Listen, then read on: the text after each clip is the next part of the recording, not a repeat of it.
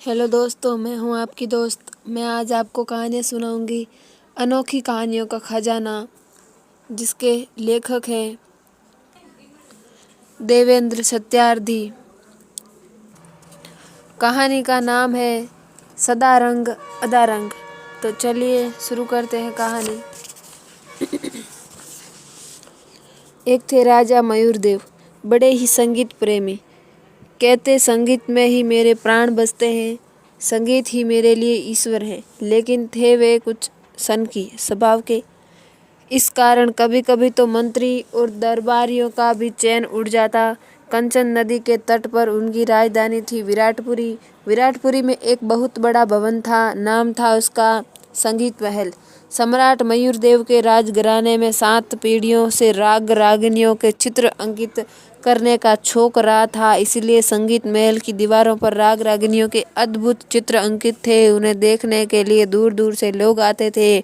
चित्र देखकर मुग्ध होते मन ही मन राजा और उनके पुरखों की कला को सराहते।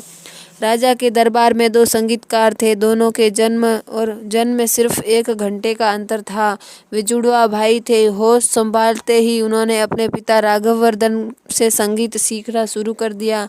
बड़े हुए और उनकी कला में निखार आया तो वे पिता से बढ़कर साबित हुए। राघववर्धन भी दरबारी संगीतकार थे, वह पर बड़े ऊंचे पाए के गाते तो समा बद जाता। दूर दूर तक उनका नाम था। राजा भी उन पर जान छिड़कते थे। उन्होंने सोचा संगीत की यह अनमोल विरासत अब बेटों को सौंप दूं। ये दोनों अच्छी तरह सीख जाए तो मैं चिंता मुक्त हो जाऊं। बड़ा भाई होशियार था, लेकिन छोटा था मनमोजी। बुरी तरह डांट खाने पर भी पिता की एक न सुनता था, पूरा जिद्दी और अड़ियल। बड़ा भाई था सदा रंग और छोटा भाई था अदा रंग का। राघवर्धन सदा रंग से खुश थे, हमेशा उसकी पीठ थपाते, पर अदा रंग के बारे में सोचकर उदास हो जाते। उन्होंने सोचा अदा रंग को सरस्वती का वरदान प्राप्त नहीं होगा, किंतु बात ये नहीं थी। अदा रंग पिता से संगीत नहीं सीखना चाहता था। उसने अपना गुरु ढूंढ लिया था 7वीं गली में, जहाँ सब बहुत साधारण लोग रहते थे। राघवर्धन ने इसे अपना अपमान समझा कि उसका छोटा बेटा घोड़ा गली के एक मामूली संगीतकार देवदास का शिष्य बन गया। राघवर्धन की सह पाकर उसके शिष्यों ने संगीतकार देवदास को तंग करना शुरू कर दिया, लेकिन देवदास ने जी जान से गुरु शिष्य परंपरा को निभाया। अपने शिष्य की शिक्षा में कोई कसर न उठा रखी। अदा रंग की कला को उन्होंने पूरी तरह निखार दिया। जब गुरु ने अदा रंग को अच्छी तरह ठोक बाजार देख लिया तो आशीर्वाद देते हुए कहा, अब तुम जाओ अदा रंग, मेरा यकीन है तुम अपनी राह खोज लोगे। बड़े भाई सदा रंग को पिता की संपूर्ण कला विरासत में मिली। अनगिनत राग रागिनियों का खजाना, संगीत के साथ साथ वह राजा को प्रसन्न करने की कला और हर तरह की ठकुर सुहाती में भी प्रवीण हो गया। किंतु छोटा भाई अदा रंग हर वक्त संगीत की साधारण में लगा रहता। वह दरबारी हथकंडों से दूर था, दुनियादारी से भी एकदम लापरवाह। पर जब कोई राग गाता तो किसी और की दुनिया में पहुंच जाता। जहाँ तक संगीत की बात थी, दोनों भाई संगीत में एक दूसरे से बढ़ चढ़ कर थे। हालांकि पिता का राघवर्धन को तो केवल बड़े बेटे सदा रंग से ही उम्मीद थी, पर देवदास सोचता अदा रंग मेरी कीर्ति को दूर दूर तक फैलाएगा। सदा रंग के सोचने का ढंग बिल्कुल अलग था। वह सोचता संगीतकार कितना ही निपुण क्यों न हो, लेकिन उसका सम्मान तो राजा ही कर सकता है। प्रजा क्या जाने कला की परख। इसलिए राजा को प्रसन्न रखने पर वह कोई अवसर न छोड़ता। पिता राघवर्धन की मृत्यु के बाद सदा रंग को राज दरबार में पिता का स्थान मिलने में देर न लगी, पर अदा रंग के संगीत की सुगंध तो गली गली में फैली हुई थी। राजपथ से जनपद तक हर जगह उसे चाहने वाले थे, तो भला उसकी कीर्ति राजा तक कैसे न पहुंचती। राजा मयूरदेव चाहते थे अदा रंग भी आकर दरबार की शोभा बढ़ाए। उनके बहुत कहने पर अदा रंग ने उनका अनुरोध मान लिया। अब हर महीने जितनी असरफियां सदा रंग को मिलती थी, उसे आधी अदा रंग को मिलने लगी। सदा रंग को तो राजा संगीत में अपना गुरु मानते थे, लेकिन अदारंग को सिर्फ दरबार में हाजिर रहने का वेतन मिलने लगा। अक्सर अदारंग को दरबार में चुप ही बैठना पड़ता था, या फिर राजा के कहने पर ही वह कभी कभी मुंह खोलता। पर एक दिन बड़ा अजूबा हुआ। राज दरबार में बैठे बैठे अदारंग पता नहीं किस दुनिया में पहुंच गया कि अचानक उसके होठ से एक विचित्र धुन निकली। धीरे धीरे उसने आलाप लेना शुरू कर दिया, ऐसा आलाप कि उसे ही अपनी भी कुछ शुद्ध बुद्ध न रही। सुनकर दरबारी हैरान, ऐसा तो पहले कभी नहीं हुआ। राजा ने सदारंग की तरफ देखा, सदारंग ने राजा की तरफ देखा। दोनों ने आंखों आंखों में बात की। फिर एकाएक राजा के चेहरे का रंग बदल गया, माथे पर बल पड़ गया। इसे बाहर निकाल दो, राजा मयूरदेव के मुंह से निकला। महाराज, किसे बाहर निकालने का आदेश दे रहे हो? थर-थर कांपते हुए मंत्री ने पूछा। उसे कुछ समझ में नहीं आ रहा था। अदारंग को कहते कहते राजा की भ्रुकुटियां तन गई। उसी समय आदेश की तामील हुई। तुरंत 3 सैनिक आगे बढ़े, अदारंग को पकड़कर बाहर ले गए। सारे दरबारी हक्के बक्के रह गए। पर अगले ही दिन राजा मयूरदेव को अपनी गलती का पछतावा हुआ। उन्होंने अदारंग को बुला लाने के लिए कहा, लेकिन सदारंग ने बताया वह तो कभी का नगर छोड़कर जा चुका है। सुनकर राजा के चेहरे पर गहरी उदासी सी सा गई नजर आने लगी। वह गंभीर होकर कुछ सोचने लगे।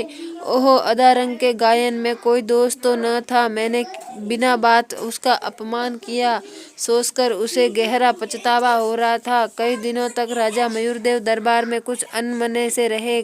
न किसी से बोलते, न मुस्कुराते, बस उसी बीती घटना के बारे में सोचते रहते। कोई और होता तो अदारंग को भूल गया होता, लेकिन राजा मयूरदेव थे गुणों के पारखी। उसके मन से अदारंग न उतर सका। हर वक्त सोचते, कौन जाने कहाँ होगा बेचारा। कई साल बीत गए, पर राजा मयूरदेव उसे भूल नहीं सके। हर साल वह दिन जब अदारंग दरबार छोड़कर गया था, उसके मन में एक नई टिस पैदा कर देता था। वे सदारंग से कहते, अब दरबार में वह बात नहीं। आनंद तो तभी था जब तुम दोनों भाई उपस्थित होते थे। राजा ने अदारंग की याद में संगीत भवन का नाम अदारंग संगीत भवन रख दिया। सदारंग सोचता, धिक्कार है मुझे, मेरा छोटा भाई रूठ कर चला गया, इसमें मेरा ही दोष है, राजा का नहीं। राजा मयूरदेव को भी चैन कहाँ था। उन्होंने राजधानी के गली गुच्छों में गुड्डकी पिटवा दी। जो भी अदारंग को ढूंढ लाएगा उसे असरफियों से तोला जाएगा। पर अदारंग का कुछ पता नहीं चला। वह तो जैसे हवा में विलीन हो चुका था। एक दिन बैठे बैठे राजा मयूरदेव को एक विचित्र उपाय सूझा। उसी दिन राज्य के सभी नगरों में मुन्नादी करा दी, यदि कोई संगीतकार राज दरबार में आकर अपनी कला का प्रदर्शन करना चाहे तो शौक से कर सकता है। जितने वाले संगीतकार को असरफियों से तोला जाएगा। साथ ही ये शर्त भी लगा दी कि जो संगीतकार कसौटी पर खरा नहीं उतरेगा उसे मृत्यु दंड दिया जाएगा। राजा मयूरदेव को उम्मीद थी शायद एक न एक दिन इसी बहाने अदारंग चला आए दरबार में, लेकिन कई महीने बीतने पर भी अदारंग के दर्शन नहीं हुए। एक दिन एक संगीतकार अपनी कला की परीक्षा देने के लिए आया। बड़ी ही विचित्र वेशभूषा थी उसकी। सिर पर गाठियावाड़ी पगड़ी, नीचे पठाने की सी सलवार कमीज, ऊपर उसने पहनी थी सुनहरी चिड़िया वाली अचकन दाढ़ी पेट तक और मूछें घुटनों तक। राजमहल के दरबार ने उस पर तरस खाकर कहा, क्यों बेकार अपनी जान गंवाते हो? संगीतकार असरफियों में तुलने की लालसा छोड़ दो, वरना फांसी का फंदा गले में होगा। लेकिन संगीतकार नहीं माना। हारकर दरबार को ये समाचार राजा तक पहुंचाना पड़ा। राजा मयूरदेव ने झरोके से उस विचित्र संगीतकार को देखा। उसने खास तौर से सदारंग को उसे समझाने भेजा। सदारंग ने आकर कहा, जाओ भाई, लौट जाओ। यहाँ परसों 2 संगीतकार मौत के घाट उतार दिए गए, कल भी 2 संगीतकार का यही हाल हुआ। क्यों अपनी जान के दुश्मन बने हो? लेकिन संगीतकार पर कोई असर नहीं पड़ा। बोला, मैं जिद्दी हूँ, जिद पूरी किए बगैर न जाऊँगा, फिर चाहे जो हो। जब संगीतकार किसी भी सूरत में परीक्षा दिए बगैर जाने को राजी न हुआ तो उसे दरबार में ले जाया गया। सभी सभासद अपने अपने आसनों पर बैठ गए। संगीतकार ने तान छेड़ी तो जैसे जादू हो गया। राजमहल संगीतमय हो उठा, लगा मधुर स्वरों की वर्षा हो रही है। फिर तो 3 घंटे तक संगीत जारी रहा। राजा मयूरदेव अंतर झूमते रहे, सदारंग भी मंत्र मुग्ध हुए बगैर न रहा। ज्यों ही संगीत समाप्त हुआ, सभी करतल ध्वनि करने लगे। राजा ने मुग्ध होकर पूछा, श्रीमान, आप कौन हैं? कहाँ से पधारे हैं? जवाब में संगीतकार ने अजीब सा मुंह बनाया और फिर अपनी एक और की मूंछ उतार फेंकी। यह क्या कर रहे हो गायक? राजा ने हैरत में पड़कर कहा। पर संगीतकार रुका नहीं। देखते देखते उसने दूसरी ओर की मूंछ भी उतार फेंकी। राजा ने सदारंग को इशारा किया। सदारंग ने पास जाकर समझाया, अब दाढ़ी पर यह अत्याचार न किया जाए। लेकिन संगीतकार पक्का जिद्दी था। उसने दूसरे ही पल दाढ़ी भी उतार फेंकी। अब रहा पगड़। जब उसकी भी छुट्टी कर दी गई तो निकल आया अदारंग। दरबारी चौंके और राजा को जैसे खोया हुआ खजाना मिल गया। सदारंग छोटे भाई के गले लिपट गया। आखिर ये नाटक किस लिए? राजा मयूरदेव ने हंसते हुए पूछा। उत्तर में रहस्य खोला अदारंग ने। महाराज, आपको याद होगा, कई साल पहले मैंने दरबार में बैठे बैठे एक विचित्र राग छेड़ा था। सच पूछिए तो मेरे कंठ में उस दिन सरस्वती विराजमान थी। यहाँ से जाने के बाद मैं जंगलों पहाड़ों में भटका, एक से एक नई राग रागिनियाँ और धुन खोजता रहा। जब मैं किसी पेड़ के नीचे बैठकर गाता, चिड़िया चहचहा उठती, कुलाह से भरते हिरन मेरे पास आकर खड़े हो जाते, पेड़ के पत्ते नाचने लगते, जैसे था तैया कर रहे हो। तब लगता मानो मुझे धरती माता का वरदान मिल गया हो। अदारंग की साधना और लगन से राजा मयूरदेव चकित रह गए। उन्होंने प्रसन्न होकर घोषणा की कि अब अदारंग को फिर से राजदरबार में सम्मान प्राप्त होगा।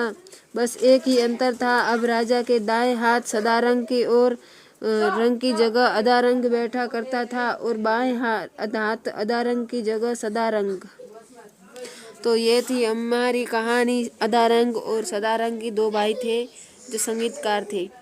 तो आपको ये कहानी कैसी लगी? ऐसी कहानियाँ सुनने के लिए हमारे चैनल को सब्सक्राइब करें। मिलते हैं हम आपसे किसी